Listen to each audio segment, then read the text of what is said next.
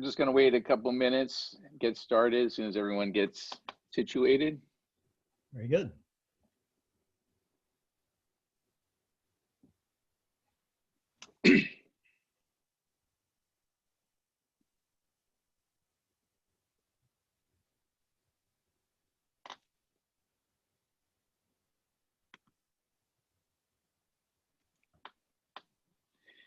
All right, well, good afternoon, everyone, and thank you all for joining. Hope you're in a comfortable spot and in a safe place. I'm Scott Globus, MIT class of 1984, and I'd like to thank the MIT Club in Northern California and the Asian Art Museum for supporting this program. And I'd like to give a special shout out to one of our alums, Allison Chaikin, for having the vision to make this event happen. Some months ago, I guess that Allison had appreciated the Awaken exhibit at the Asian Art Museum and thought it would be great to share with the MIT community. And she posted a request on the MIT Slack message board, inquiring if anyone had a connection to someone at the Asian Art Museum. So I replied that I knew Dr. Jeffrey Durham, the curator of the Awaken exhibit, and a few emails later, we had to go ahead to host this program. So I know a little about Tibetan Buddhism, having been studying with Tibetan meditation masters for quite a while, and the early part of the pandemic led a few meditation centers with the MIT Club, so Allison asked me to help out. I'll be curating incoming questions via the chat function, and we will have time at the end for live question and answers. So for the time being, please send your messages via chat and put yourself on mute. And now, without any further ado, I'd like to turn the presentation over to Jeffrey Durham, Associate Curator of Himalayan Art at the Asian Art Museum and co-author of this book, Awaken, a Tibetan Buddhist Journey Towards Enlightenment. Please, Jeffrey, take over. Scott, thank you very much. And good afternoon, all of my friends here with MITCNC. Like Scott said, I'm Jeff Durham. I'm the Associate Curator of Himalayan Art in our beloved Civic Center downtown at the Asian Art Museum of San Francisco. Thank y'all for making this happen and for joining me for this virtual exploration of Awaken. Both the museum exhibition staged in New York, San Francisco, and Richmond, and the book of the same name that Scott just showed you, published by Yale and now available on Amazon.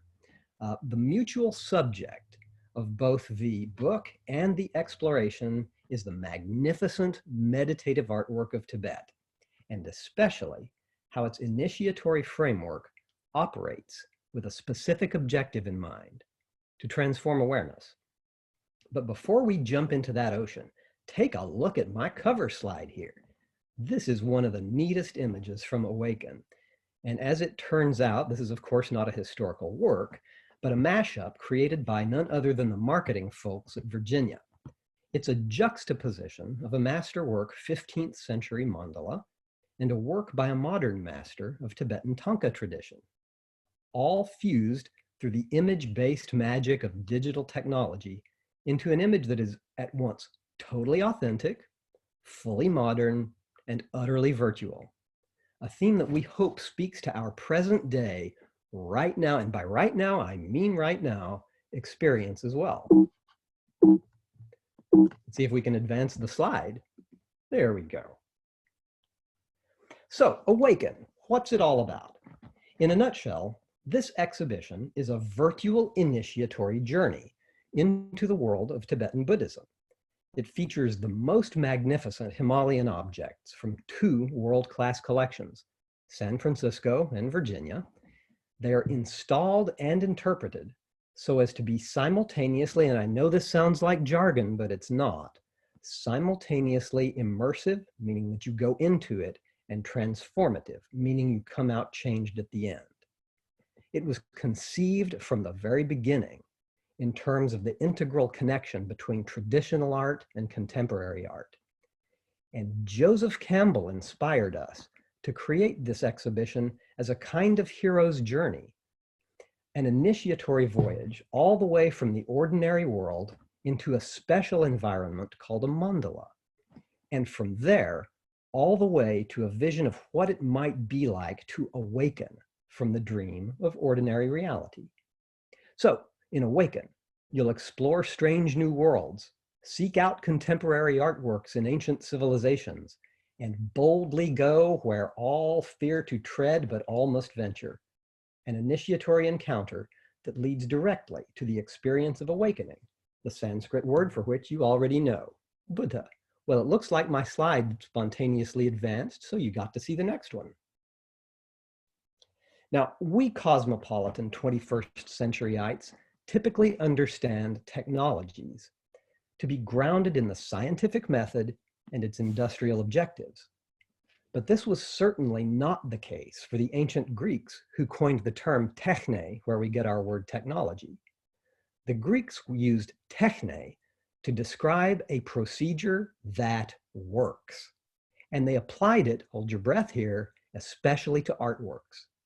Now, this is very appropriate in the Tibetan case, because the Tibetan Buddhist understanding of artwork is technological in this original sense.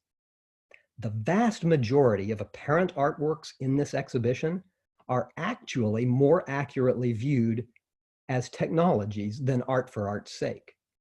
For all of them involve skills, methods, and processes used in the accomplishment of objectives, the very dictionary definition of a technology. And sometimes the technological manner of their operation is quite intuitive. Take a look at that prayer wheel on the upper left, for example. It virtually recites prayers as it's rotated. But the technological nature of the painting at the center may not be as immediately obvious. This painting, as it turns out, is a very advanced technology. It is the virtual presence of the Lama depicted on the front. And if you ask me, I'll tell you how it happened later. And that painting at the bottom right, that is a two-dimensional map of a three-dimensional environment visualized and entered in meditation.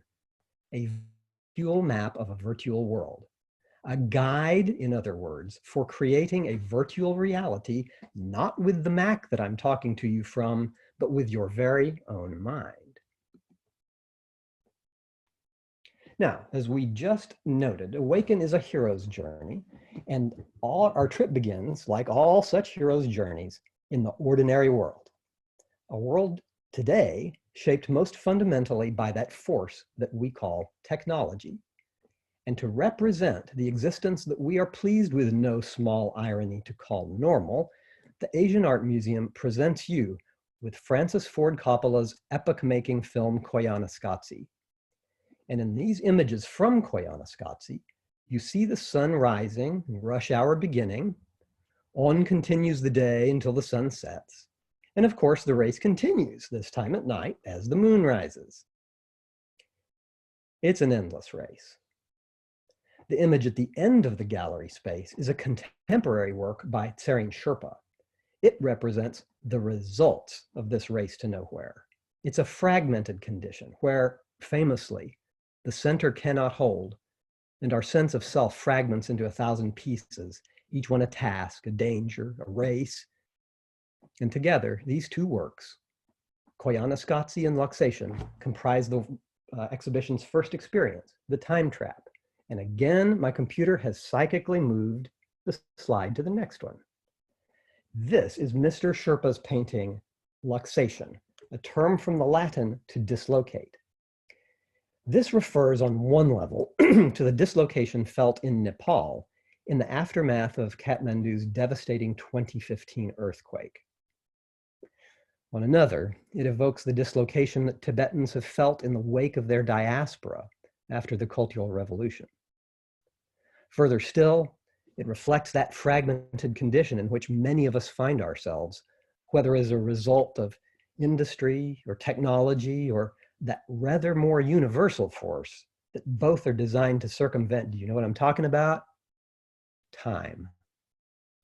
So, like all great artworks, Luxation has multiple levels of interpretation.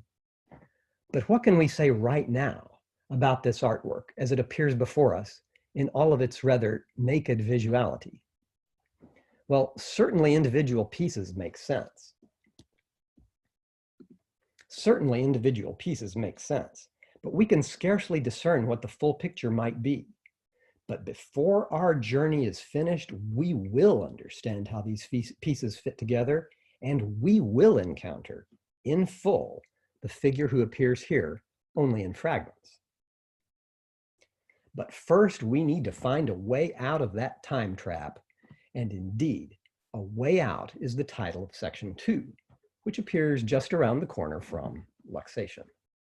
Now, this experience has been designed to recreate, using artworks, the very moment of the Buddha's awakening, the very moment he discovered a way out of the time trap. In the sculpture on the left, the Buddha touches the earth, and in that halo around his head appears an inscription. You can't really see it in this photo, but it's there. This inscription tells us exactly what the Buddha thought when he awoke. Effectively, it translates as, everything arises from and ceases according to causes. It's the causality formula. Now, the Buddha has these thoughts because he had a vision. And that is what you see in the incredible painting on the right. This is arguably the single most important image in all of Buddhist art. And there it went again. The single most important image in all of Buddhist art. It is the only artwork that the historical Buddha, Siddhartha Gautama, ordered to be painted in all of his monasteries. But now you'll have a question. If Siddhartha solved this cosmic problem, how have we come to know of his solution? Well, the answer is as simple as they come. He decided to teach what he had learned. And here you see him doing so. Take a look at the Virginia Museum of Fine Art's justly world-famous, gorgeous Kashmiri Gautama Buddha. This is the first object in the exhibition's third section, 3 Revolutions in Buddhist Teaching. Take a look at his right hand. That okay gesture, that is intentional. It references the exact same, wow, this is going fast, isn't it? Referencing the same one in the wheel of existence that we just saw, making the teaching gesture. And behind that Buddha in the gallery space, and they will still be there for one more day as it turns out, behind him in the gallery space appear 3 paintings. Each of these 3 paintings represents the spiritual hero, as it were, of a set of teachings preached by the Buddha in 3 very different cosmic contexts. These 3 revolutions are the subject of section 3. On the left, you see an arhat who has realized nirvana. In the center, a bodhisattva who has realized emptiness. And at the right, an adept who uses visualization to realize non-duality. Visualization is so powerful in Tibetan thought that it can lead to awakening in this very life. And it was that form of Buddhism that was transmitted to Tibet. How it did so is the subject of section 4, Founding Masters and Their Stories. There are 4 stars in this section. On the left, you see Padmasambhava, then Milarepa, Tsongkhapa, followed by my favorite, Virupa. Each of these gentlemen had the intent, the enthusiasm, and the determination to engineer a virtual miracle, the translation of a complete, fully evolved tradition of mental training from its homeland in North India, across the Himalaya, and into the Tibetan plateau.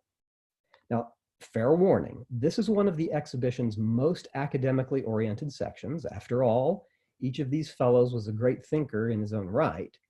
But visually, the importance of the founding teachers is revealed in the 2-dimensional, 3-dimensional approach we used to object selection. That is, each 3-dimensional sculpture has a 2-dimensional painted counterpart in the exhibition. Now, not only does this approach give us a well-rounded artistic perspective on the person depicted, it also reveals a fundamental Tibetan Buddhist meditative technique, and that is this: the transformation of 2-dimensional representations into 3-dimensional images in the mind's eye during meditation. Much more on that theme shortly. But first, the next logical question. How do you transmit and receive the liberating information formulated by lineage founders? We show you the answer in section 5, Transmitting the Teachings. Each of the 4 lineages developed different visual means of presenting the transmissions of its teachings. And the paintings produced by these orders show how the different conceptions played out. Now, you'll need to come to the exhibition in New York when it travels to New York, or grab the catalog to explore much further because they are so complicated. The insights are powerful, but the context is a touch academic. Now, that being said, the most important of these 4 paintings for us today is that one at the bottom right that I've put that ugly chartreuse square around. That's a characteristic lineage painting from the Sakya order. The teacher is on the left. See the 2 guys at the center? The teacher is on the left and the student is on the right. The teacher is teaching, the student is receiving. And after the student, oh, it spoiled my surprise. And after the student receives the teaching, he himself becomes the master. And his name is Gorampa Sonam Senge, or as my wife likes to say, Grandpa. In the next painting, this very master turns around to face us as our virtual teacher. He turns toward us in section 6, receiving the teachings. And in this painting, that very same Gorampa Sonam Senge is seated on a lotus platform that springs into 3 dimensions as the orange and blue palette selectively fatigues the rods and cones in our retinas. Gorampa Sonam Senge is the 16th century abbot of a monastery called Ngor, which is the sound a yak makes. He is going to be our imaginative guide into the mandala. And here he sits above the deities in whose visualization he specialized and beneath the teachers from whom he received initiation. This gentleman was a staunch opponent of a very famous Tibetan master named Tsongkhapa. Tsongkhapa was the founder of the Dalai Lama's lineage, and the dedicatory inscription on the reverse of this painting praises Gorampa's compassion and excellence as a guide. So perhaps as virtual students, his virtual assistants will be equally fit. And if you want to, ask me about the back of that painting. It's really neat. Okay, so next, now that we've met Gorampa, Gorampa is going to initiate us, and it is an involved process. During the preparatory process, there is one really important, well, there are a whole bunch of important aspects, but perhaps the most important aspect of the initiatory process is the introduction to the mandala, which is a kind of visionary map. It consists of a nested series of squares and circles. This is a visionary palace, a visualized palace, presented from above in ground plan. And it is this very mandala mapped right here that we will enter when we, now duly initiated, exit the first museum gallery and enter the second. So let's take a look at this mandala really quick, do a bird's eye flyover. Look at the paint, look at the corners there first.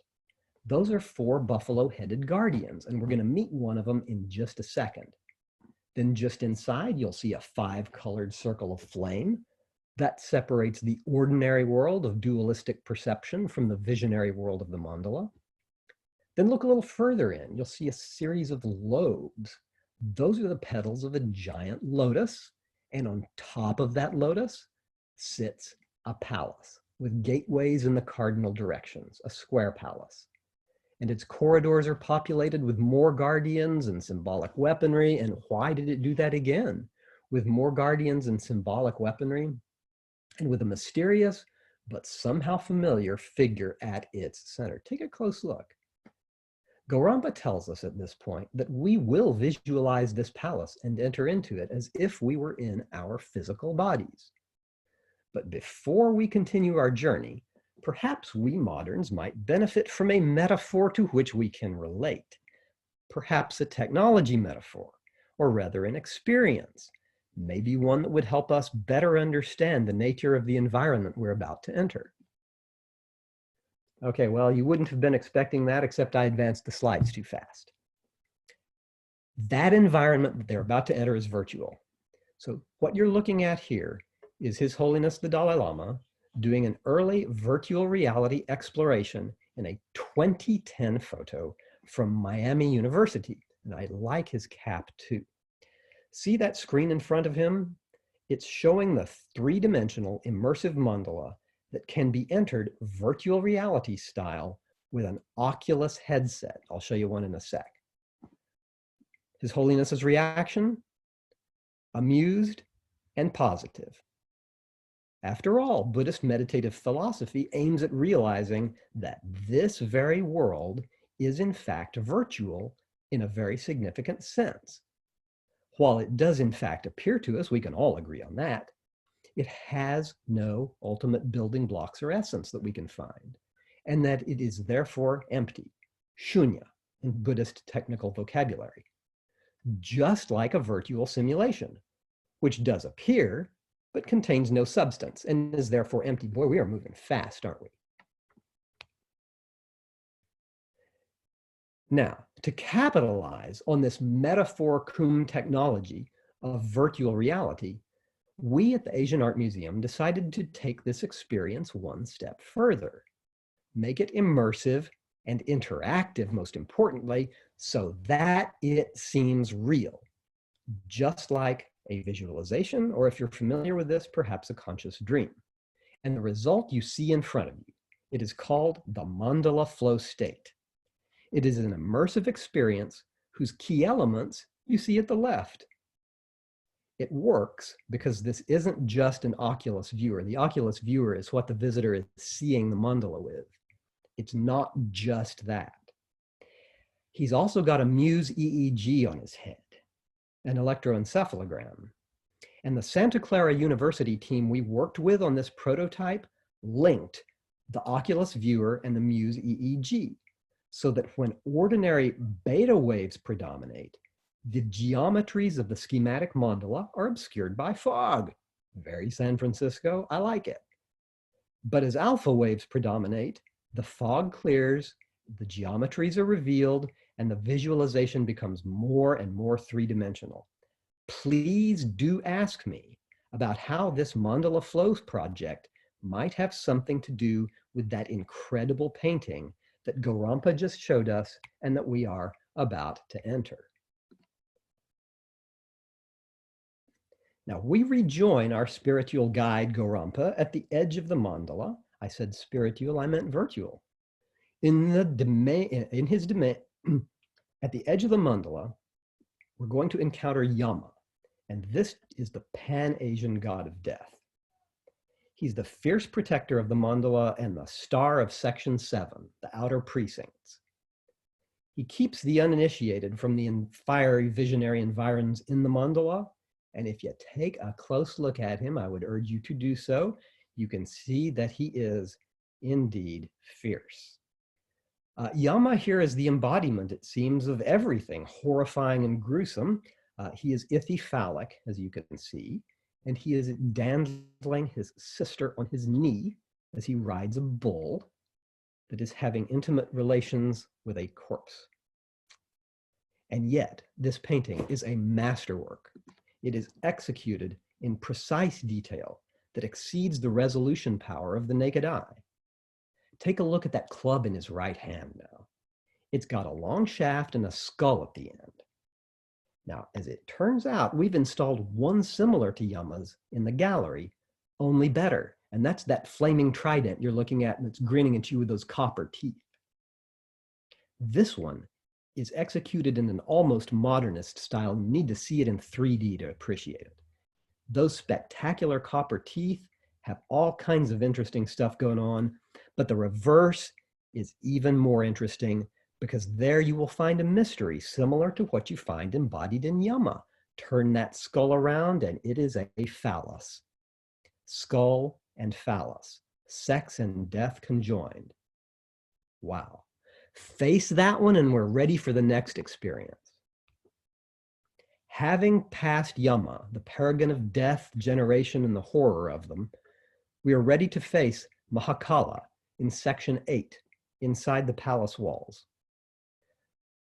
Mahakala is the six-armed enlightened protector par excellence, and literally his name means great time. Here again, you see him in 2 dimensions and 3 dimensions. Now, formally, the figures who appear in the mandala that Gorampa has shown us are all variations on this six-armed theme. It appears again and again. And yet time, Mahakala, is not the absolute he appears to be. And indeed, as Tsering Sherpa, our contemporary artist, is about to show us, time is rather infinitely malleable.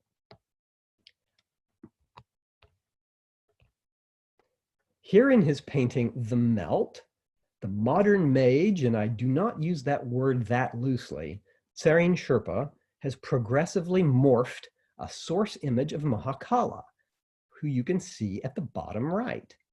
He has done so with repeated iteration of a mathematical algorithm. The resultant anamorphic distortion on that gold ground there really bears very little resemblance to the original image. If you take a close look, and we were in the same room, I could show you the skull garland, the tiger skin skirt, the swirly blue face. Oh, you're probably seeing the swirly blue face already. But the important thing right now is, of course, how incredibly stunning this painting is. And beyond that, we need to appreciate the idea that Tsering has in mind here. It's the idea that a signal can lose coherence and yet be reconstituted if the proper algorithm is known. And that is a powerful idea that's pertinent not just to the Tibetan situation, but to all of us today, I think. Next, turning from Mr. Sherpa's painting, our virtual guide, Gorampa Sonam Senge, virtually leads us between 2 pillars and a tapestry that translate the entrance to the mandala as it appears on the painting map into the geography of the gallery. That's what we've done. We've built that mandala into the gallery. The pillars that you see here are conserved at Newark, which has one of the finest Tibetan collections in the country. And the tapestry overhead is from our collection. It reveals a mandala that's been unwrapped like a cylinder seal. Then, as you walk between the pillars and underneath the tapestry, a weird and initially forbidding door looms out of the darkness. This is a very important symbolic place. Physically, the door marks a highly secret chamber within the Tibetan monastery. But in another sense, it marks that place beyond which the ego cannot go without perishing. But that's okay, says Gorampa. Do you see those skulls smiling? One way to interpret this is because the ego, whose metaphorical decapitation they represent, is nothing but a pool of tears. And the cutting blades of those ritual weapons, they're removing obstacles, false identifications, and thus again metaphorically decapitating the ego, leaving nothing but joy. And yet there are still more ritual devices arrayed to our left. We've arranged these devices into several functional groups in section 9, the Gallery of Ritual Equipment. Here you'll find musical instruments like some incredible thigh bone trumpets that summon or banish specific forces. You'll also find initiatory or magical devices like the diadem pictured on the left in this slide. This object transforms the wearer into a virtual Buddha for initiatory purposes. Now, other objects like the prayer wheel we've seen before generate positive energy. It contains mantras, which are automatically recited as the prayer wheel turns. And this finely crafted example bears the Om Mani Padme Hum, the mantra of the Bodhisattva Avalokiteshvara.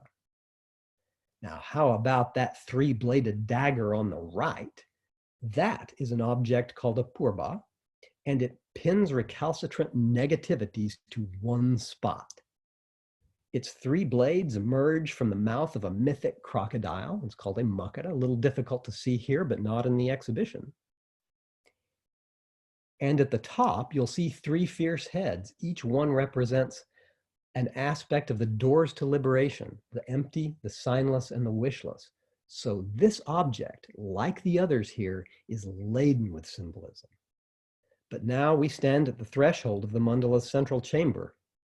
Gorampa, our guide, bids us turn our attention toward a terrifying figure looming out of the darkness.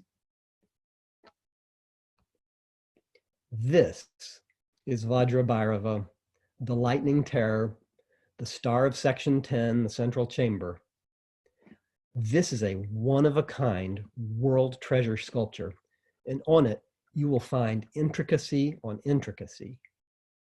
And if you, as the viewer, are not moved or even transfixed, I can't help you. Please listen.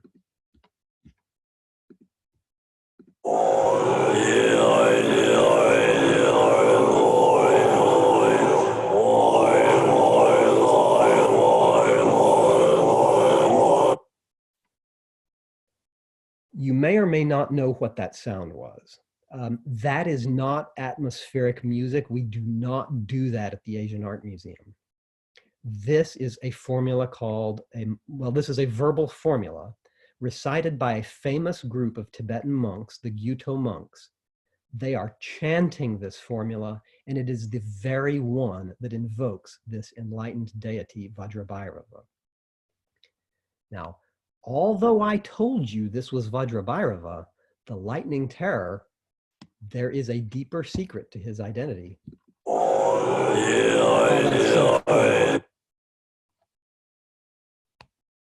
And it lies between the horns on his head. This close-up is taken of Vajrabhairava right at the center of his head. See that little yellow fellow, or orangish yellow? That little head belongs to the Bodhisattva of wisdom, a guy named Manjushri. How did Manjushri end up on Vajrabhairava's head? Well, once upon a time, the universe was threatened by the rampages of the buffalo-headed god of death, Yama, whom you've already met. He was destroying everyone indiscriminately. The Buddhas discussed the matter, and they called upon the wisest bodhisattva, Manjushri, the bodhisattva of wisdom, to solve the problem. Manjushri nodded and said he knew how to solve it. He approached Yama, and in a trice transformed himself into a great mirror. He stood before Yama, telling him to gaze into the depths. And there, death, Yama, saw his own reflection, amplified into the image of Vajrabhairava, the very sculpture we just saw.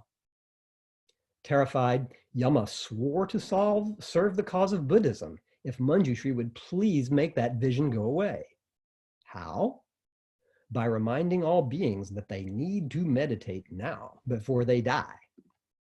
So, what are you looking at when you're looking at Vajrabhairava? You are looking at death, looking at himself in the mirror. Wow. And you're also looking at something else too, and I've let the cat out of the bag. You may also remember Vajrabhairava from luxation. He was there from the very start, only fragmented, covered up by adventitious defilements, you might say. And like I said, when you have the key, even the most messed up image can be reordered. Even the worst poison can be transmuted into fuel for awakening. And that includes the problem of death, whose nature completely changes when we, as we have just done, face him. For what was once terrifying now is something more joyous. And joy is the first thing you'll see in section 11. That's Vajrabhairava again, only he has changed fundamentally. No longer indigo dark and terrifying, he is now golden and appears to be, is he smiling? If so, maybe it's because he's not alone, but rather in the company of his consort, who you can see there, Vajravetali. Now, figures of this type, fierce deities in sexual union, are known as Yabyum, or father-mother in Tibetan. And visualizing them is thought to bring about very swift awakening. And this is in part because they symbolize something very powerful: non-duality. That is, the notion that seeming opposites like male and female, me and you, real and virtual, mind and matter, are not binary opposites, but rather analog regions along a continuum.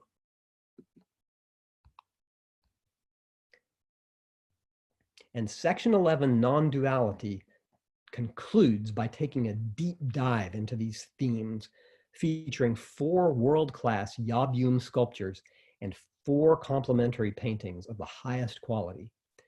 These artworks can seem at first glance to be an intimidating riot of heads, arms, implements in a frenzy of sacred activity. And in a sense, I suppose you have to admit they indeed are that. But nevertheless, each one of them seduces the eyes and mind in its own distinctive way, which we explore in great detail in both the exhibition and the book.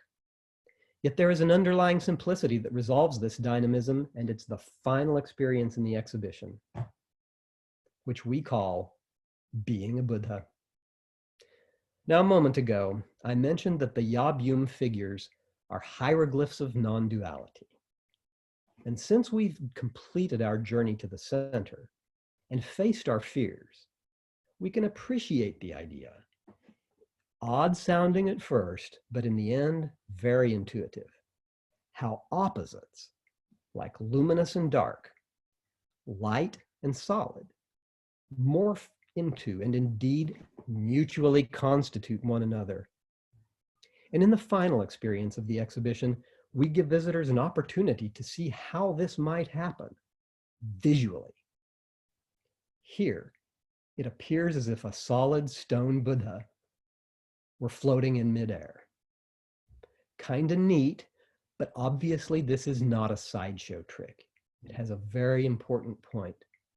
It gives the visitor an opportunity to experience a world-class, first-rate Pala artwork, illumined as such objects seldom are in museums. Usually only contemporary artworks get this kind of attention.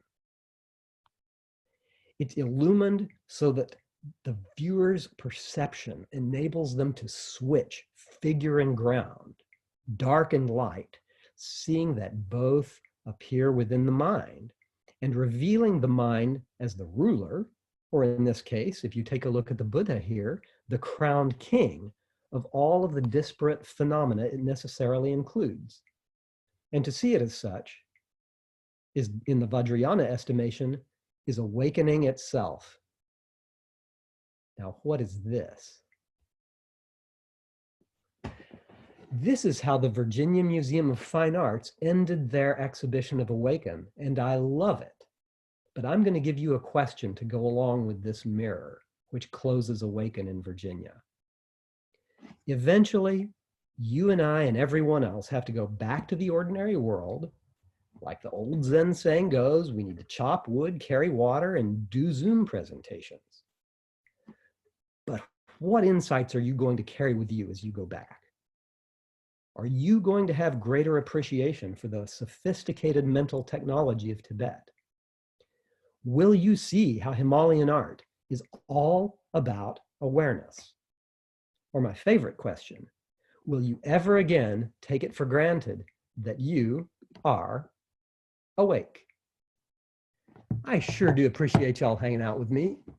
I'm going to stop this and take a whole bunch of questions, hopefully.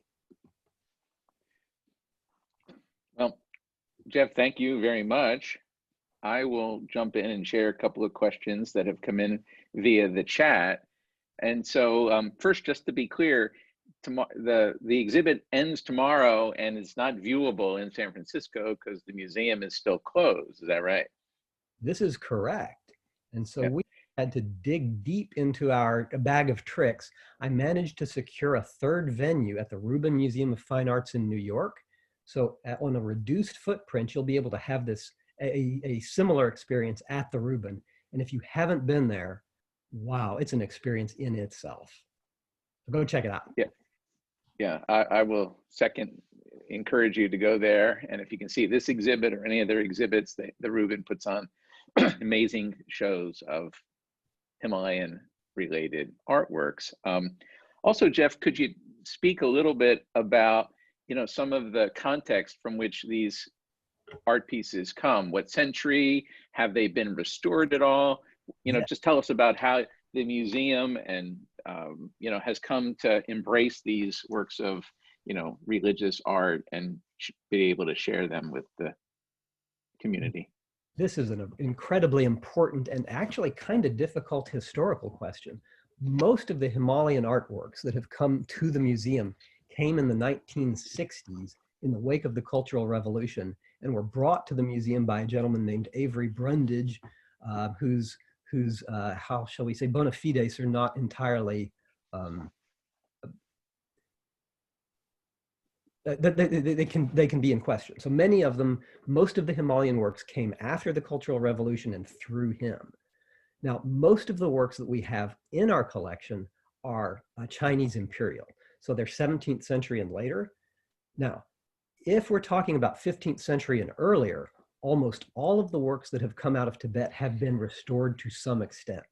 So the Gorampa Sonam Senge that Virginia has, that's kind of the star of the show, has undergone extensive restoration, as have the other 50, which came out of Tibet in a kind of staged way, which has suggested to me that the acquisition of these objects was orchestrated.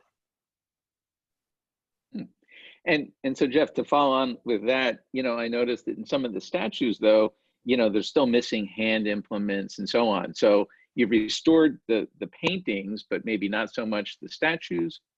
Sculptures are much harder to restore for a variety of reasons.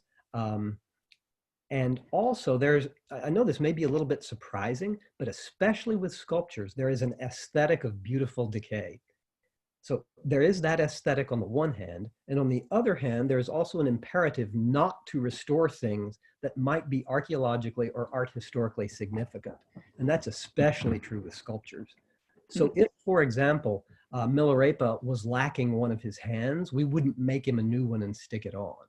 Or if our conservators did so, we would do it just like an archaeologist, and we'd use a material that you could differentiate the original and the restoration from.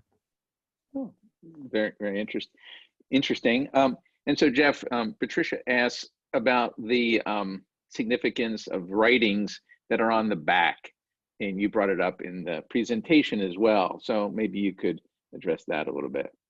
Patricia, I don't see your name there, but thank you very much. This is the most important question you could possibly ask, because what the back of the painting does, if you look at it, is it shows you the traces of the technological and meditative procedure that decanted, as it were, the Lama on the front into the painting. Here's how it works. Flip that painting over, and you're going to see 3 syllables. Well, among other things, you're going to see 3 syllables. You're going to see a syllable Om right here, and a syllable Ah here, and a syllable Hum here. Why am I pointing at my spine? It's because those syllables are right behind the Lama on the painting. So what has happened? Oh, let me tell you what they stand for. This is the body, speech, and mind of the being that's represented. So what does that mean on the back of a painting? What that means is that a Lama has visualized the figure on the front descending into that painting in great detail, and then has sealed the body, speech, and mind of that image, of that figure whose image is on the painting, into the painting, such that, since the body, speech, and mind are there, what we're dealing with is the virtual presence of that being. And in this way, it becomes possible for teachers to propagate their influence down through time and document it too. So to expand on that a little bit, so in effect, a Lama who has that capacity will bless, if you will, a object or a sculpture,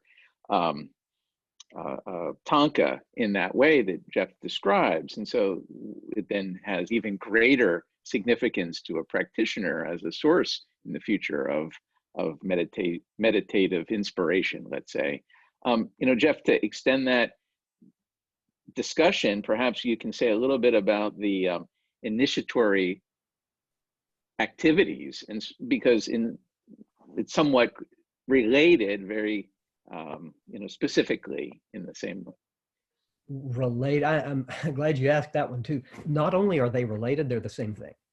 It is the exact same rite. The rite that consecrates a tanka as a presence of a lama, the Om, Ah, Hum, and the visualization, that is the exact same procedure that a lama uses to consecrate, or rather initiate a disciple. The words are different. One is consecrate, and that's pratishta. So that's what you do to an artwork.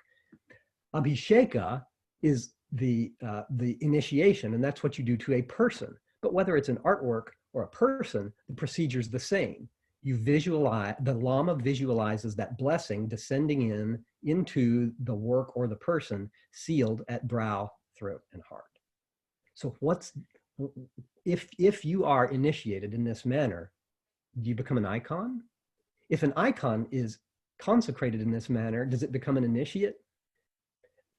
I suppose there are sorts of kind of riddles of the Sphinx, but you can see how the procedure is just the same. So just to offer a couple of thoughts there, it's as if the Lama is holding a flame or a candle and then passes that light to the disciple. And then through our meditative practice, continuing from that point on, we become authorized or empowered to do that practice, and thereby preserve that little dim light or that little flicker and help it grow bigger and become more vibrant and more aware, more awake. So that's a little bit about how the student will engage in receiving an empowerment. I think with the objects, they tend to be more like symbolic supports.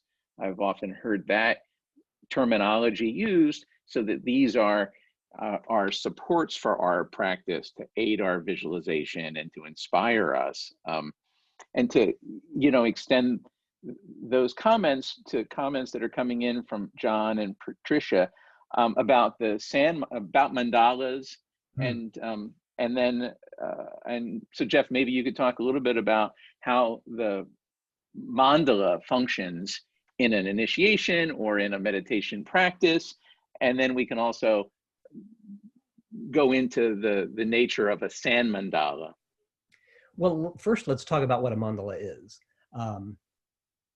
We could probably sit here all day and never come up with a definitive definition for it. I like to think of it as a visionary environment, a Buddhist visionary environment that's comprised of nested squares and circles. That's a real bare bones definition. Really what we're talking about here is well, maybe that isn't a bare bones definition. Maybe the right way to start is visionary environment that is geometrically conceived. And typically speaking, what you're talking about with a mandala isn't just an environment either, but beings as well. So you're talking about a complete world. And it is not just a geometric diagram that you see on your screensaver. Jeff, if I can toss out, a really, kind of down home view of the mandala, it's sort of like the home of the deity. So just like we have a home, whether it's in San Francisco or New York or anywhere, we have a home, we have attachment to our home. The deity lives in this virtual home, as Jeff has described, and then the deity has no attachment to that home. It just arises as part of his or her phenomena. And so when we enter the mandala, we're trying to drop our attachment to our ordinary phenomena and awaken into the Buddha's wisdom and compassion phenomena, kind of like that. Which is it's sort of a hermetically sealed world. I hate to mix the hermetic here, but in a way you might say it's hermetically sealed insofar as like that circle of flames that we were taking a look at in the Ngor mandala, separated off from dualistic perception. So instead, what is perceived is holism. And I think this insight is what led Carl Jung to spend so many years working on these diagrams. And so, Jeff, maybe, you didn't explicitly talk about the sand mandala, but Patricia's asking about the sand mandala, and maybe you want to say a few words about that. Yeah, the sand mandala is really interesting, and if you go to museums a lot, like I do, you're going to see sand mandalas all over the place in museums.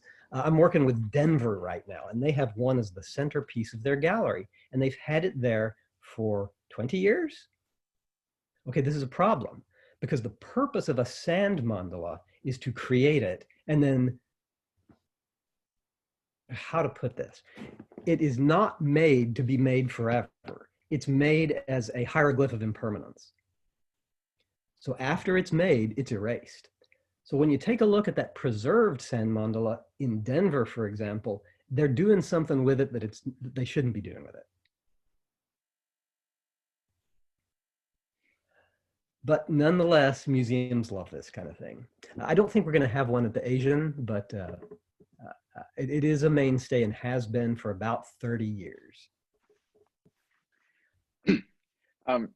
Thanks, Jeff. And then Aisha is asking, if you could talk a little bit about the relevance of Pali and Sanskrit words in the Tibetan tradition. Well, the Tibetan tradition, this is going to sound a little technical. The Tibetan tradition inherited a body of literature from around the region of Kashmir. It's called the Mula Sarvastivada literature.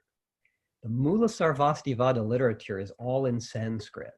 And that's the tradition of monastic training and intellectual training that the Tibetans received.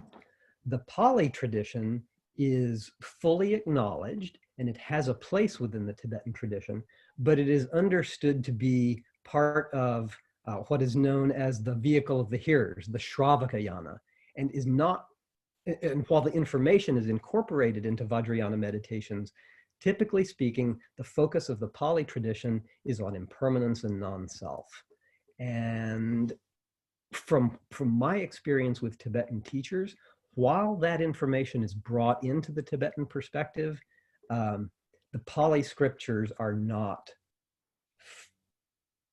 focused upon. It's the Sanskrit scriptures that are important. And if you take a look too at the people who translated scriptures from India into Tibet, what they were working with was the Sanskrit sources. If you go to Southeast Asia, it's different. And we don't have all the answers for Thailand in that respect yet. Could I ask a quick follow-up on that, Scott? Of course, sure. Thank you so much. This is so interesting, Jeff. We really appreciate it, and Scott. So just a quick one, the region of Kashmir that you say this Sanskrit tradition came to Tibet from, is it Ladakh? Or Ladakh's over the border. This is where I would more than anywhere want to go, and I cannot go. This is Gilgit. This is Swat. Kashmir.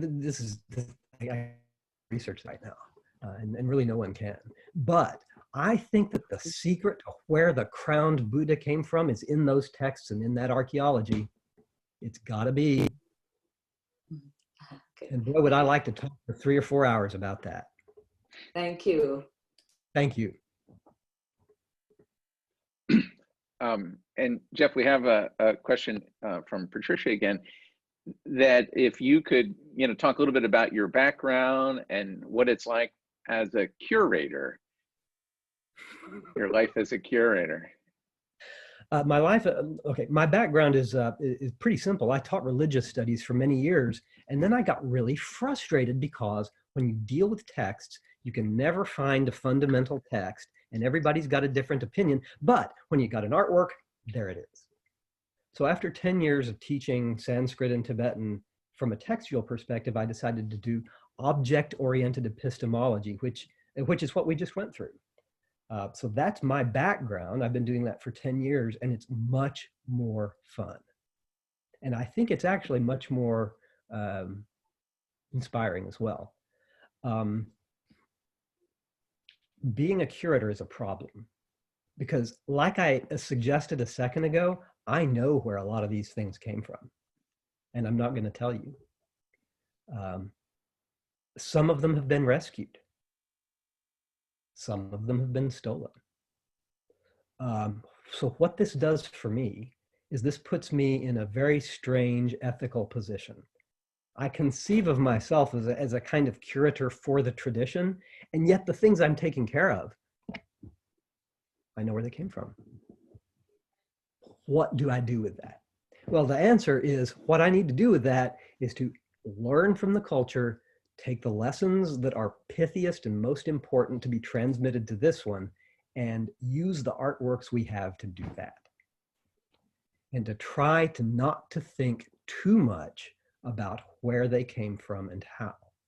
Now, all of that being said, I have made a vow to myself that the minute there is a Tibet again, I will take all of those paintings, get on an airplane, and I will be the first one to return them.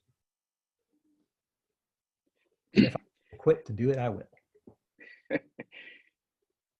Well, thank you, Jeff. That's cool. And to offer a another reflection on the nature of these artworks is, I look at what Jeff's doing as bringing, this rich Tibetan Buddhist tradition and other great traditions, from their homes, to the general public.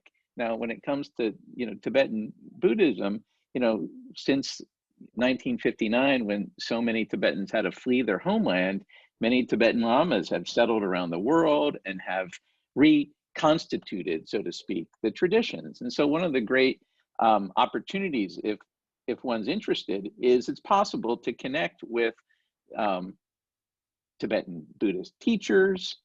There are Dharma centers. There are, places, throughout this country, certainly in the Bay Area, that one can learn and see these types of images, statues, tankas, and also the meditation practices taking place on a regular basis. So the point is, we're not looking at something that is, ancient, even though some of the representations are hundreds of years old. It's still very much a living tradition that has, in the book, it goes into more detail on some of the lineages and so on. And so, one can see that the gurus of the past, the lamas of the past, have provided for the preservation and continuity in every generation. And so one can become inspired through Jeff's work and the museum support, and then, learn meditation oneself and engage the practice.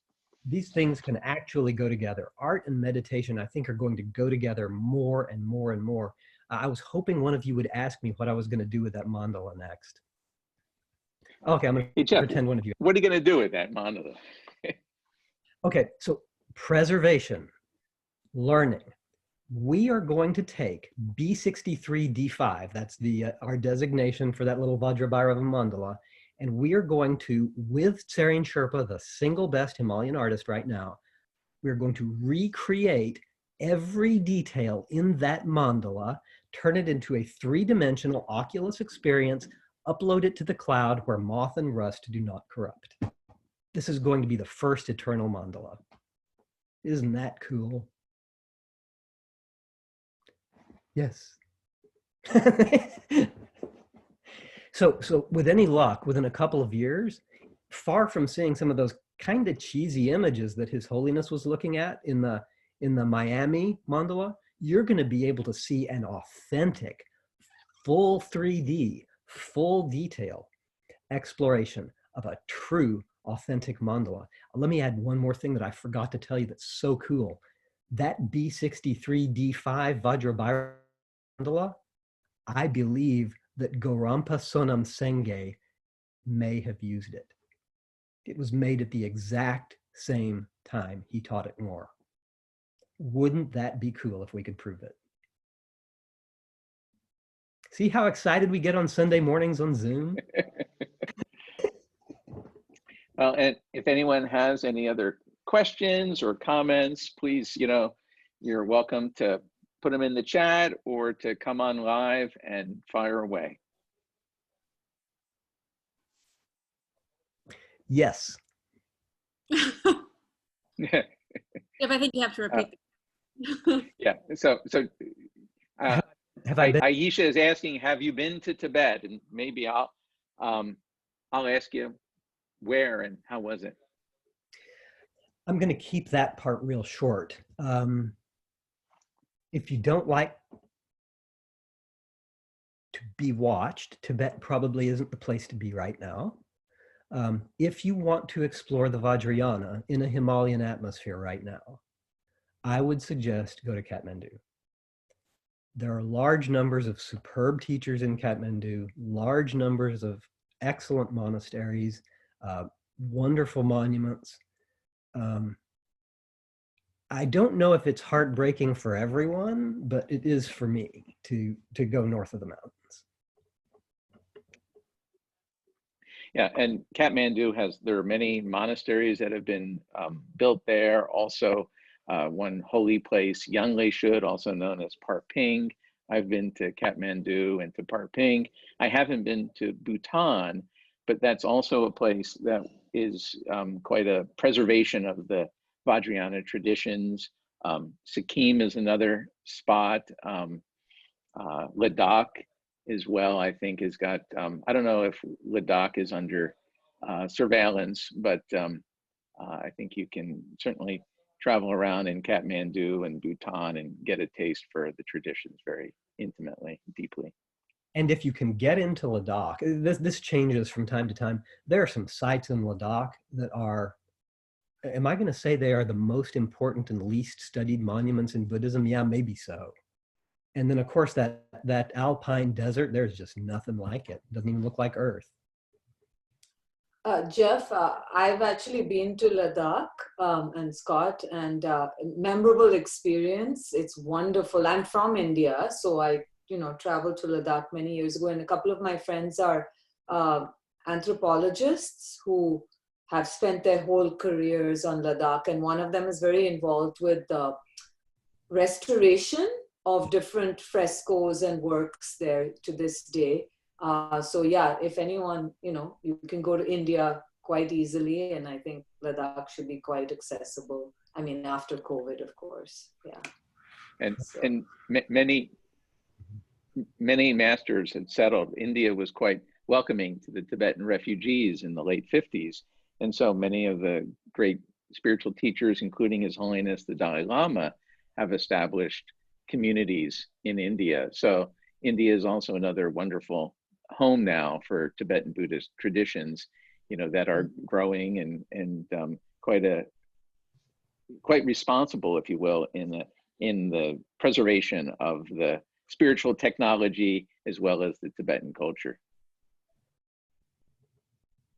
It's actually kind of inspiring in one sense as a historian to see how the flower of Indian Buddhism, which developed in about the 10th and 11th century, was transmitted almost wholesale to Tibet and then disappeared in India completely, and then came back over the mountains after the Cultural Revolution. And here it is in India again, strong as ever. North and south. Kinda neat. Oh, south too. Sorry, I'm dominating here, but. Oh yeah, I've been to South India, where one of the great Nyingma masters settled in Bailakuppe, a small town about a 4.5-hour drive from Bangalore, and has built just an enormous, rivals MIT in terms of its scope and depth of size. Thousands and thousands of monks and nuns are educated there, and the community that fled Tibet when His Holiness Pema Rinpoche left in probably 1959, they marveled, why was he building, such a big temple at the time? It would hold 300 monks, and he only had 30 at the time. Well, when I visited first time in 97, I think, he had just finished building a monastery that housed 3,000 monks and nuns. So he really had quite a vision of propagating and rejuvenating the Nyingma tradition. And was quite amazing, Master.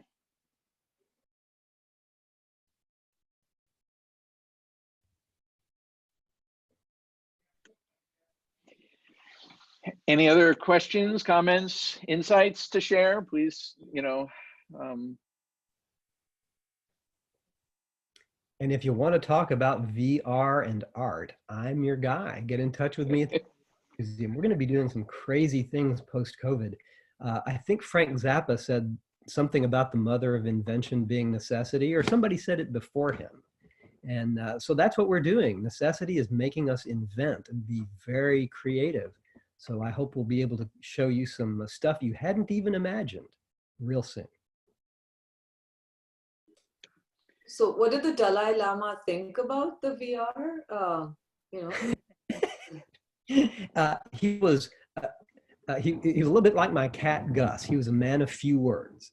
He was amused. He smiled. He did not give voice to any of the kinds of warnings that you hear out of the Dharma community now. But then again, we've had 10 years to digest this and to see the potential pitfalls of this technology too. So I suspect that if we were to ask him today, he might be a little less sanguine than he was in 2010. But I don't know.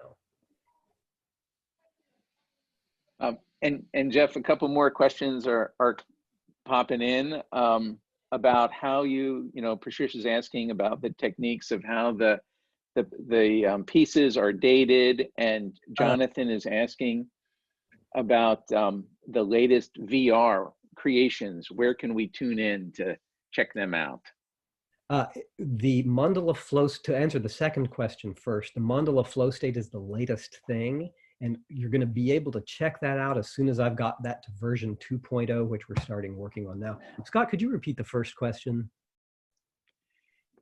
Yes, Patricia was asking about the techniques of how the pieces are dated. How do you come about figuring out where they're from, when they're from? I can see how my subconscious mind backgrounded that one. Here is the thing about art history.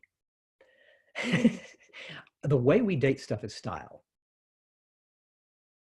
If we don't have a scientific test, we use stylistic analysis. And you will find whole academic departments devoted to maintaining that stylistic analysis is an appropriate scientific tool. And I think that a lot of the time, it is an appropriate tool. I'm not going to use the word scientific. Now, is that an adequate way of dating objects? No, it's only relative. We need perfect pitch. We have some relative pitch with stylistics, but we need perfect pitch, and science is what's going to give us that. The problem with dating, and what I'm most interested in dating, is paintings. The problem with the dating of the paintings is that we need some organic material, like the cotton, but sometimes the cotton is reused. A lot of the time the cotton is reused. How do we, even if we have a firm date for its manufacture, that's just a terminus ad quem. We still have the same problem. So Patricia, to answer your question, I'm not trying to waffle here. It's that we don't, without archaeological context, we are thrown back either on some sort of radiocarbon dating of some sort or stylistic analysis. So really what we ought to be in an ideal world, we should know the context first, but we don't. Everything is always already broken.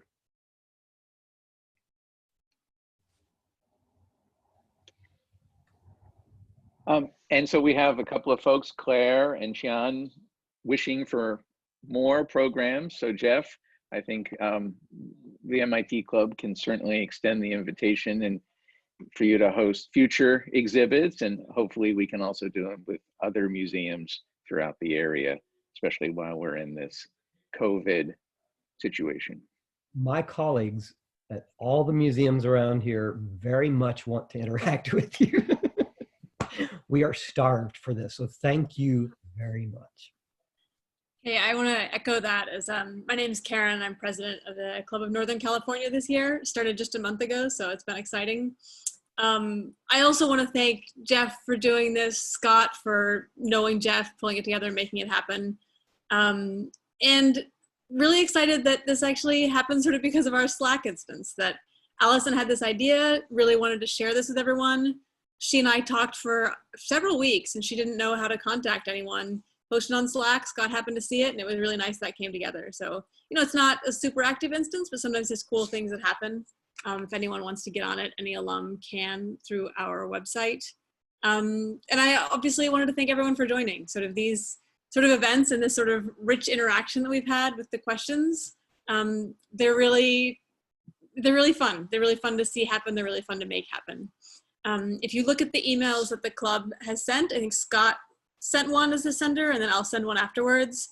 There is a link to a survey, so we'd love to hear what you thought. We'd love to have suggestions for other museums. And Jeff, I'd love to have introductions to other museums, because I do think this is a really cool format. And, you know, I really missed going to museums and having this sort of rich interaction, but usually when I go to museums, I don't get to personally ask curators questions. And so I feel like we can make lemonade out of lemons a little bit and do more of these. And I hope that everyone finds them as enjoyable as I have. Thanks. I know we're scheduled to 2:20. I don't want to have people sort of stop. If you want to keep hanging out, absolutely keep hanging out, but I wanted to put my thank yous in there. Yeah. Hang out for y'all real quick. I showed you that Milarepa Tonka. I know you don't remember it. I threw so many Tibetan and Sanskrit words at you. But on the 18th, the Society for Asian Art at the Asian Art Museum of San Francisco is sponsoring a talk that I will be giving on that very painting. And what I'll be doing is decoding every inscription and every element of Milarepa's life story. And that's kind of cool to my mind, not just because it's artistically fun, but because Milarepa was kind of a turkey before he got turned around. And the story of his turkeyness and being turned around is really neat and pertinent and fun and intellectual and playful. So if you're interested, come check it out. Yeah, send me that link and I can include it when I email people who attended this session. Yeah, and yeah, that'd be great, Jeff. Thanks. Thanks a lot, Scott.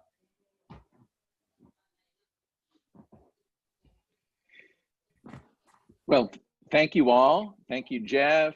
Thanks, Karen, and thank you all for attending. I think we could probably wrap things up, and everyone have a great Sunday and find some clear air out there, and see you next time. Best wishes. Thank you, Jeff. Thank you, Scott. Thank you. Bye, everybody.